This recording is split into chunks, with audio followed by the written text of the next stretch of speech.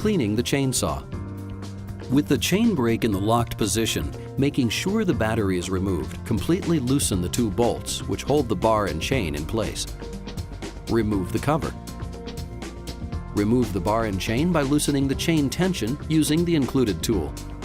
Please note that the chain may be hot if recently used.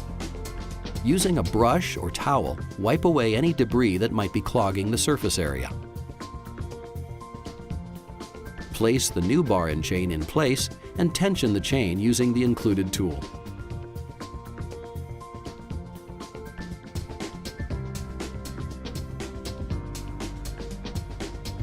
Once again, place the cover back on. Tighten the bolts a bit and adjust the chain tension to the desired tension. Once that is completed, finish tightening the bolts.